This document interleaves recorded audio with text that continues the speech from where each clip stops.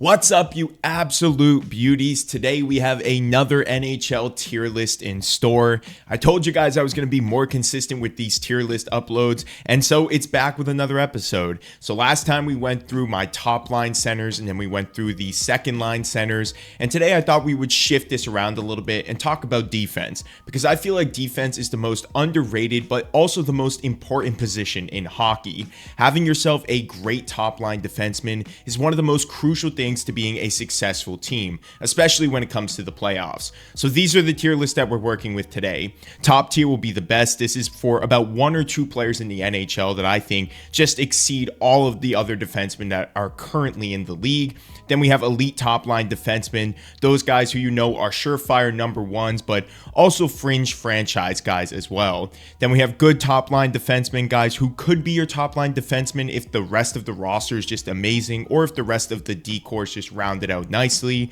Then top four defensemen, guys who could be considered for that top line, but are probably better suited for the second line. And then bottom four defensemen, guys who I feel just shouldn't be top line D-men at this point in the NHL. So if you guys have been liking the content lately and you want to support the channel, make sure you like this video and subscribe to the channel. It'll let you guys know whenever I post fun new content like this. And let's get right into this one. First up, we have Aaron Ekblad. And the thing about Ekblad that throws me off is that I don't even think he's the top defenseman for the Florida Panthers. I think you could argue that that's Gustav Forsling or even Brandon Montour last season. But with Montour out, I do feel like he's definitely one of their better defensemen. I'm going to put him in the good top line defenseman tier. I feel like his play is a little inconsistent at times. And like I said, the fact that it's even debatable of him being their best defenseman doesn't really allow me to put him in the elite tier at this point when we're looking at some other names on this list. So I think this is a good spot for Ekblad. I still think that the potential is there. And if he could just be more consistent, along with playing alongside guys like Forsling, Florida is pretty safe with him as their top guy. Next up, Brock Faber got himself a pretty big payday. I do feel like he's an elite top line defenseman at this point. I saw enough from him last season to really kind of push him forward in my rankings. I do think it's a little bit early on in his career, so maybe I'm being a little bit over eager with this one. But if you watched Faber last season, you probably saw exactly what I did, which is a very capable young defenseman who just got himself a nice contract and should be the backbone of that Minnesota defense for the next 8 years or so.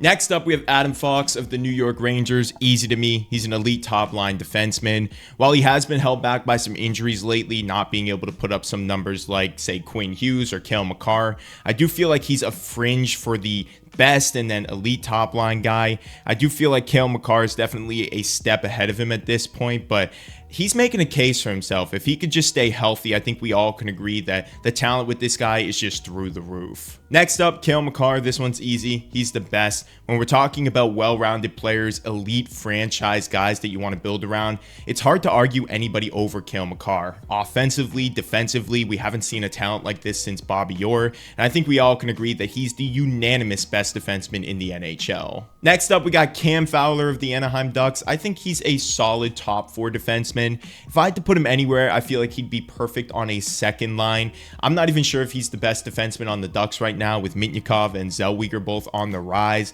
but I don't think that he's anything special. Clearly, the Ducks have struggled in this department, so if he's the backbone of their defense, it shows you that they're just not capable of really even making the playoffs. I think he's still a good player, solid veteran guy that should be able to help out this team, so I'm going to place him in the top four defenseman tier. I do think he's capable of being that, but just not the best defenseman for any team. Next up, we got Charlie McAvoy. The thing about McAvoy that I love the most is the physicality, the responsibility defensively, and I actually still believe that McAvoy has another gear to his game, especially offensively. I feel like the Bruins are at their best when Charlie McAvoy involves himself in the offense, and I just haven't really seen enough of that from him to put him in the best tier right now. I do still think that he's an elite top line defenseman and has been so responsible for the Bruins that he belongs in a tier like this. McAvoy is going to be on the same level as Faber and Fox, and I do think that these three guys in this tier still have another gear to reach, which is crazy considering how great they already are. Next up, we got Colton Parayko, another good example of a good top-line defenseman. I think when it comes to like the Paraykos and the Ekblads of the NHL, if you pair them with a average or above average guy on their line, they're really going to excel. And for Parayko, we've seen the Blues struggle over the past, but I don't really think their defense has been their biggest issue. I think it's more about their offense and them just being more consistent. But for Parayko, I actually like him as a player. Overall, he's solid and responsible for the Blues. So I think that having him as your top line guy isn't necessarily a bad thing, but it's not like the elite or the best in the league. So I think this is the perfect spot for a guy like him. Next up, Dougie Hamilton. This one's tough for me. This is where I want to put Hamilton. I do feel like he's pretty elite, but his injuries, man, it just holds him back way too much. And at some points, I can see him being in this tier, but at other points, I see him more as a good top line defenseman. My gut is telling me, though, to put him in the tier above, but I just don't really feel like he fits alongside the names of like Fox and McAvoy and some other guys who I'm going to put in that tier. So I think at this point, I'd like to see how Dougie comes back next season for the Devils. If he can have a breakout year again next season and truly carry the Devils back to the playoffs, then I think we all can agree that he belongs in the elite top line defenseman tier. But from what I've seen right now, his injuries just hold him back, and when he's out, the Devils are just not as good. So maybe he does belong in the elite top line defenseman. I'll revisit this at the end. He's definitely a candidate for that. If there's some other guys in this tier and it feels oversaturated, I might bump him up. Next up, we got Drew Doughty. I think he belongs in the good top line defenseman tier as well. I still think he's capable of being that top line guy for the Kings, but I don't think at his age or where his game is at this point that he's in the elite tier with McAvoy, Fox, and Faber. I do still like him overall. I think he's well-rounded and can be the top line guy for the Kings if they can kind of get themselves into the playoffs and get over that first round. But for right now, where he's at in his career, I think that Dewey's a good top line defenseman in this league. Next up, we got Erik Karlsson. This one's tough for me because I feel like he's on the line of an elite top line defenseman, but also good top line defenseman. What he brings offensively is 100% elite and arguably the best in the NHL. But what he brings defensively, it's sort of in this area right here. So I feel like if we average out these two tiers, this is sort of where he belongs. He was great in San Jose, put up a lot of points, but I feel like it's easy to do that with the Sharks when they have like zero talent on their roster. But since he got to Pittsburgh, it hasn't been the same story, and he was kind of stagnant all season long. So I think right now I'll put him in the good top line defenseman tier. Like I said, offensively he's elite, but defensively he could still improve a little bit even at this stage in his career, especially with the Penguins because they desperately need it. Next up, we got Evan Bouchard. This one is easy for me after last season. Bouchard was breaking records for the Oilers in the playoffs last year and really took on that top line defenseman role when everyone considered that Oilers defense to be completely in shambles with that Darnell Nurse contract. Now, last season, people would consider Nurse to be their best defenseman, but Bouchard really showed us this season that he's capable of stepping up and being that top line guy. So I think he belongs in this elite tier. Without him, I don't think the Oilers are even sniffing the finals last season. I think he was such a big impactful player for them. So when we're talking about elite guys, they have to make that sort of impact, and that's exactly what Bouchard did. Next up, Jacob Slavin, another guy who I think belongs in the elite tier. When we're talking about defense solely, I think that Slavin is one of the best defensive defensemen in the NHL, and he actually still brings a lot offensively too. For the Canes, we always talk about how good their defense is and how that's the calling card for that team, and I think Slavin is just a massive part of that. They always have the best guys on their team, and without Slavin, I feel like they would definitely be knocked down to like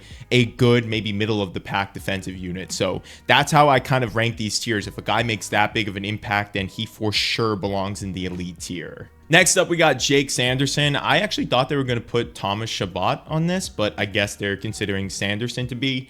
At his peak, Sanderson could be elite, but I feel like with Ottawa, again, there's always injuries. There's always something. And if you haven't gotten your team to the playoffs while you've been with the organization, I don't know if that classifies you as an elite defenseman. I'm just saying maybe that's a little bit, I don't know, overreactive, but I think that Sanderson's got to go in this tier. If we're not putting Erik Karlsson in the tier above, and if we're not putting Dougie Hamilton in the tier above, and those two guys have gotten their teams to the playoffs, I don't think that I can put Sanderson a little bit higher. Again, the potential is there with him. I just need to see it a little bit more and a lot more consistently too. If he's healthy, I feel like he can be an elite guy, but with the Senators constantly missing the playoffs and him constantly being off the ice, I feel like this is a good spot for him. Hopefully we can see a bounce back season and actually get to see his true potential, but for right now, he's staying in the good tier.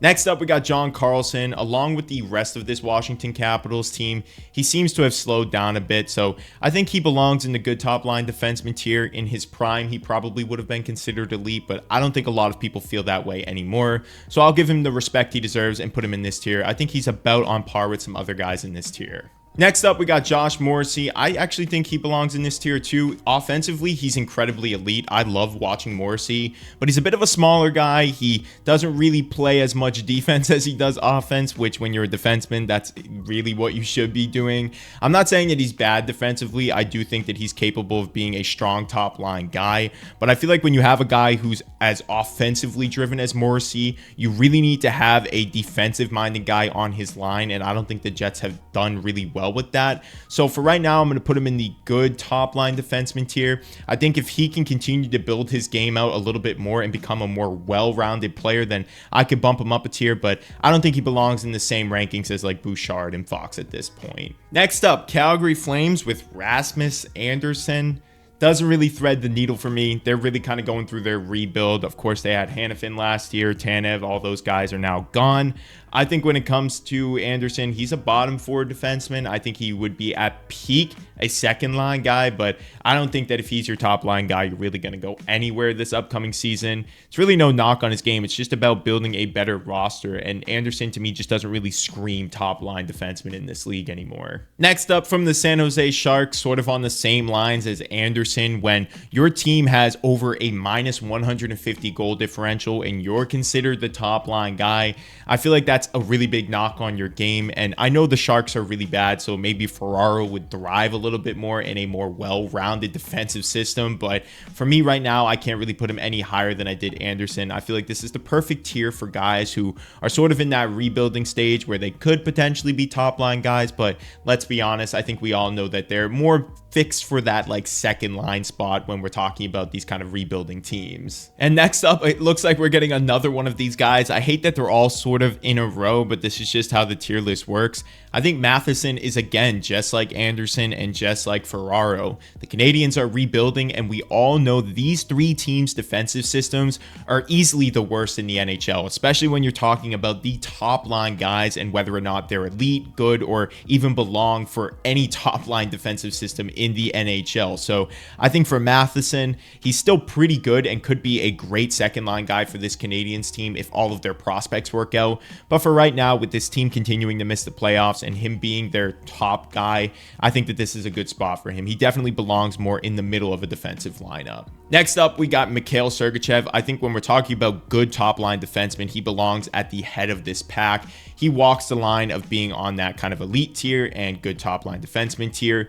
I'm hoping to see a jump in his game now that he's going to be the best guy for this Utah Hockey Club versus being the second guy on that Tampa team behind Victor Hedman. I think he's capable of being an elite guy. I do think at times he shows us that, but for right now, I think he's the best guy in this good top line defenseman tier. Next up, Miro Heiskanen. Dude, I can't express to you guys enough how much I love Heiskanen's game. I do think that he sometimes walks the line of being the best, but of course with Cale Makar in this league, it's really hard to put anybody above him. I do think when we're talking about elite top line defensemen though, he's easily top 5 in the NHL right now. His skating ability is insane. His offense is very solid, and he's so responsible defensively. He's the reason why the Stars are so good every single year. So I'm going to place him in this tier right now. I don't think a lot of people would argue with that at all. Next up, Mo Seider. I'm going to put him here. Maybe again, overreactive. Maybe I'm kind of overestimating his talents, but I truly love Moritz Seider's game. The physicality that he brings for this Detroit Red Wings team, while being able to be one of the best shutdown defensemen in the NHL while being so young, to me is incredibly underrated. And with the Red Wings having their troubles about getting into the playoffs, you could argue the same point that I made for Sanderson and say that he belongs in this tier, but I do think the potential with this kid is just through the roof, and I hope he gets that new contract with the Red Wings and shows everybody how elite he truly is. Next up, we got Morgan Riley. I'm going to put him in the good top line defenseman thing. Like Sergachev, I feel like at times we could see him being an elite player, and he's definitely been given that opportunity with Toronto being their top line guy. But with them having so many defensive struggles and us constantly dogging on that defensive unit, I feel like he needs to take a little bit more responsibility there. Like I said, I'm not the biggest fan of his game. I do think that at times we could see him be an elite top line guy, but at this point, I feel like he belongs in this good tier. Next up, we got Noah Dobson of the Islanders. I'm going to put him in the elite tier as well. Maybe this tier is starting to be oversaturated, but I feel like the top 10 to 15 guys in this league when we're talking about top line defensemen are just really elite. And Dobson's offense really showed me that he's capable of taking his game to the next level. Taking a job over guys like Pelech and Pollock in a defensive system that is arguably one of the best in the NHL is no easy task. And for Dobson, I feel like he's deserved this spot for a while now, but this past season, he truly earned it. I'm placing him in this tier. He's not as good as some of the best guys like Fox, Heiskanen, or even McAvoy, but I do think that he belongs in this sort of company with elite guys in the NHL right now. Next up, Quinn Hughes. Like I said, I was putting one or two guys in this top line tier, and I feel like Quinn Hughes to me has really earned this spot next to Cale Makar. I've seen debates of people talking about Quinn actually being better than Cale at this point. I'm not at that point right now. I do think you could argue for Quinn kind of being on the line right here. I do think he's a little bit under Cale Makar, but there have been debates, and I've heard them and sort of can see a lot of the arguments that are being made. I personally would take Cale Makar over Quinn Hughes, but don't let that discredit him. He's still one of the best defensemen in the NHL right now, so I'm going to put him in this tier with Cale Makar. Next up, we got Rasmus Dahlin, a guy who I'm easily putting in the elite tier. Since he's been drafted with Buffalo, this defense has looked a million times better. Their struggles used to be like insane, and this team was always at the bottom of their division, but now they feel like they're actually on the come up, and we're all rooting for them to make the playoffs, and I do feel like he's a big reason for that. I hope they give him the captaincy this season. He's one of my favorite guys to watch, so I'm going to put him in this elite tier with the other guys. Next up, Roman Josi. I don't even have to talk about this one. He belongs in the elite tier, and some would even argue for him to be the best. I mean, the way he has been so constant, both offensively and defensively with the Nashville Predators throughout his career is truly just an amazing thing to watch. I love Josi. He's easily moving up here. He belongs in one of the better guys in the elite top line defenseman tier, just one of the biggest beauties in the NHL. Next up, we got Seth Jones. Dare I put him here? I'm down on Seth Jones. I feel like maybe it's because Chicago's just so bad, but I don't like the contract he's on. I don't think that the talent is truly there with some of the other guys in the good top line defenseman tier. It's really not even a knock on him. It's just more about, are you producing? Are you living up to the contract that you signed? And I just don't think that Seth Jones is. Maybe you guys could argue with me and say that he could be on that top line, but I think he's definitely a high-end second-line defenseman in this league. So I think this is a good spot for him at this point. Let me know if you guys agree with that sort of take. I don't think this is Alex Pietrangelo. It doesn't look like Alex Pietrangelo, but I'm okay with putting Pietrangelo here if this is who it is. I even think maybe Noah Hanifin could be listed here, but I think Pietrangelo is still their best guy. Best defensive defenseman in the NHL when we're talking about guys who are physical and just shut down D-man. He's that guy. I'm putting him in this elite tier. It's not really even a debate. I don't think anybody would have him lower. Next up, we got Travis Sanheim. I think he's a good top-line defenseman, definitely not elite. The Flyers have had their defensive struggles, and with them trading away Walker, their unit is definitely a little bit lesser than what it was last season. I'd like to see him take another jump, and maybe if he was on a different organization, he would play a lot better, but for right now, I think he's still a good top-line defenseman in the NHL, sort of like the other guys in this tier. Give him a good line mate, and we could see him excel even more. Next up, Victor Hedman. Just like Roman Josi, we're talking about constant guys in the NHL, solid offensively, defensively, who just never seem to regress. That's Victor Hedman. And with Steven Stamkos leaving the Tampa Bay Lightning this season and him potentially getting the captaincy, I feel like he's going to take another jump in his game, which is just crazy to even think about. Hedman has been a constant for this Tampa team and a big reason for all of their success over the past couple of seasons. So I'm going to place him in the elite top line defenseman tier. Next up, we got Vince Dunn. I feel like he could potentially be a top 4 defenseman, but I feel like he's more suited to be a high-end second-line defensive guy. I don't think that there's really anything special special about his game. Like Fowler, he could be very nice leadership wise and maybe inspire some of the younger guys that are in a defensive core, but I don't think that if he's your top line guy that you're even going to make the playoffs, if that makes sense. It just doesn't really thread the needle for me. Vince Dunn's still very solid. He's going to be good for the Seattle Kraken, don't get me wrong, but I feel like they could definitely improve with their top line guys for that organization right now. And last but not least, we have Zach Werenski. I'm a little bit down on Werenski based on just like injuries and just the overall picture for the Columbus Blue Jackets right now. But when he's healthy, I do think that he's definitely one of the more underrated guys in the league. When we're talking about even the Team USA roster this year, Werenski's always cracking it for me because I feel like he's still pretty solid and would make a great addition to that blue line if he can just be healthy. That's the biggest knock on this guy's game. But I do still like Werenski's game, and I think he's capable of reaching that elite tier, but I just got to see him on the ice more, man. His game is just, it's not there always for the Blue Jackets, which is what knocks him down a tier for me. But these are my top line NHL defenseman tiers. Let me know what you guys think about this. We'll go through real quickly, see if there's anybody I want to move up and down. I do feel like the elite tier is a little bit overcrowded, but like I said, there's a lot of great defensemen in the NHL right now. So for the best, I do like this Cale Makar, Quinn Hughes thing. Maybe some people have recency bias with Quinn Hughes, but I do think that he deserves this credit right now. We're going to rearrange this to put from my favorite to least favorite. I think it goes Fox, Heiskanen, Yossi, McAvoy, Hedman, Bouchard. Then we're going to go Faber. No, I want to put Slavin above Faber. And then we'll put Pietrangelo above Faber. Kind of like this, I feel, is how I want to go. Yeah, like that's for the elite tier. I think that that's in order of how it goes, like from best to worst for this elite tier. Then for the good top line defenseman, I think we have this pretty well rounded. Obviously going to move Dougie Hamilton up. I think that Josh Morrissey belongs on the high end. Erik Karlsson right here. Dewey even belongs a little bit higher. And I'm okay bumping Sanderson right after Ekblad. And then Werenski between, actually, I'll put Werenski right here. I think Werenski is still a lot better. Then for this tier, we're putting Seth Jones as the high end. I could see people bumping him up. And then same for Vince Dunn and Fowler. I feel like this is fine. I'll actually put Dunn a little bit ahead of Fowler. And then for this tier, I actually think Ferraro's the best of the bunch. And Math, if it's going to let me do it. Yes. I think Ferraro's the best of the bunch, and then it goes Anderson and then Matheson. But let me know what you guys think about my tiers. Do you agree with them? Do you think that some guys need to move up or down? Drop your thoughts in the comments below. As always, make sure you guys like this video and subscribe to the channel for more stuff like this. Thank you guys for watching. I'll see you in the next one.